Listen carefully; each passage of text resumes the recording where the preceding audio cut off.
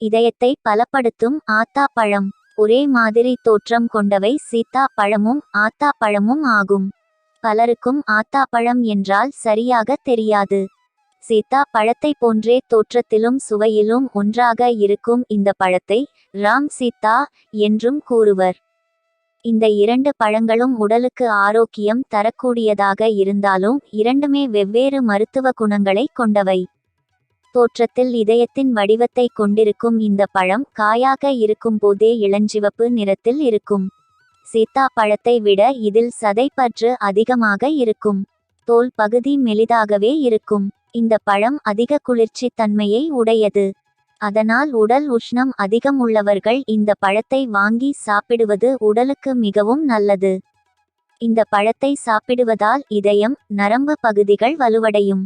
இரத்த ஓட்டம் சீராகும். மாரடைப்பு வருவதை தடுக்கலாம். மூச்சு திணறல்கள் குறையும்.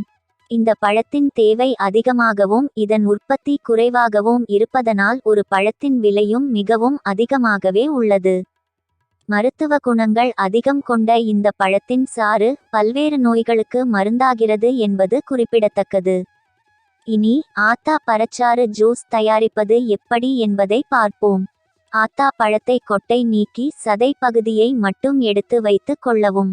இப்போது அடுப்பில் பாலை நன்றாக காய்ச்சி அதில் கண்டென்ஸ்ட் மில்க் கிரீம் 1 ஸ்பூன், ஜீனி 1 ஸ்பூன் சேர்த்து கலக்கி இறக்கி வைத்து கொள்ளவும்.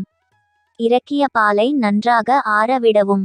இப்போது மிக்சியில் எடுத்து வைத்த ஆத்தா பழத்தின் சதையை மற்றும் ஆரிய பால் கலவையை சேர்த்து வேண்டுமென்றால் 2 ஐஸ் கட்டிகளை சேர்த்து நன்றாக அரைத்து எடுக்கவும். இதை கண்ணாடி டம்ளரில் ஊற்றி பரிமாறலாம். சாப்பிடுவதற்கு மிகவும் கிரீமியாக லஸ்ஸி போன்று இருக்கும். இதில் இருக்கும் எக்கச்சக்க நன்மைகள் உடல் ஆரோக்கியத்திற்கும் நன்மை பயப்பதாகும்.